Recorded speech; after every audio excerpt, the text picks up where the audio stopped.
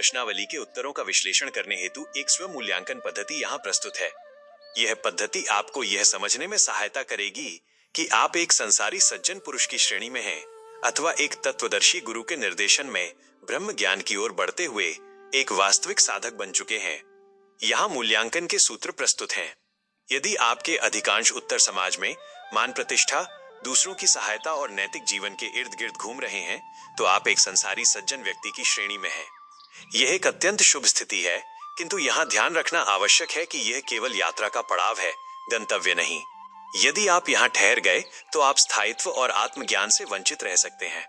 यदि आपके उत्तरों में चमत्कारिक कथाओं के प्रति अरुचि, स्वयं के अस्तित्व पर निरंतर प्रश्न और स्थूल से कारण शरीर के शुद्धिकरण की तड़प दिखाई दे रही है, तो आप एक जागृत साधक हैं।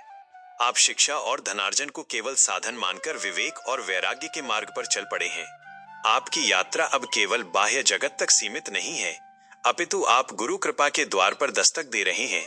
यदि आपके उत्तरों में मैं और मेरा का भाव पूर्णतः क्षीण हो चुका है और समर्पण का अर्थ गुरु की चेतना में विलीन होना बन गया है, तो आप पूर्णत्व के अत्यंत निकट हैं। यहाँ तर्क और प्रमाण का स्थान अनुभूति ले लेती है। यदि आप अपनी साधना में किसी बिंदु पर उलझा हुआ पा रहे हैं, तो इसका अर्थ है कि कारण शरीर के स्तर पर अभी कोई सूक्ष्म ग्रंथि शेष है जिसे गुरु कृपा ही खोल सकती है। इस स्व मूल्यांकन का मुख्य उद्देश्य किसी को छोटा या बड़ा सिद्ध करना नहीं, बल्कि ये पहचानना है कि जीव से ब्रह्म की इस यात्रा में हम कहाँ बड़ी बात समझना चूक गए हैं।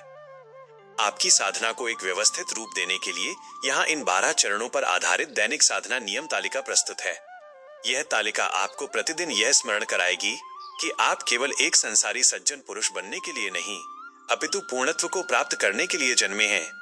यहाँ साधना के दैनिक नियम प्रस्तुत हैं। प्रातः काल जागरण एवं जन्म रहस्य। निद्रा त्यागते ही प्रथम विचार ये करें कि आज का दिन मुझे मेरे जन्म के मूल उद्देश्य की प्राप्ति हेतु एक नया अवसर प्रदान कर रहा है। स्वयं से पूछें, क्या आज मैं केवल शरीर बनकर जीऊंगा या आत्मा के उत्थान हेतु कर्म करूंगा? मध्याह्न काल शिक्षा, धनार्जन एवं इच्छा।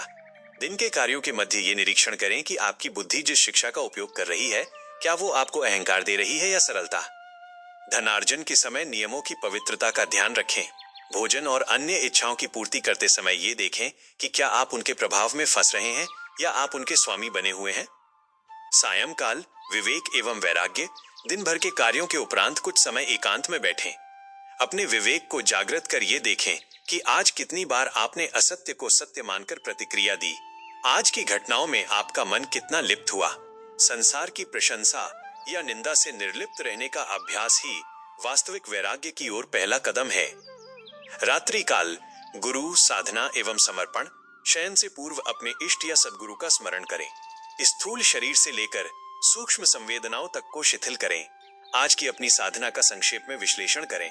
कहाँ आप बड़ी बात समझना चूक गए? अंत में अपने आज के सभी कर्मों, मान प्रतिष्ठा और स्वयं के अस्तित्व को गुरु कृपा मानकर उनके चरणों में समर्पित कर दें। इस भाव के साथ सोएं कि मैं नहीं, केवल वो ब्रह्म ही सत्य है।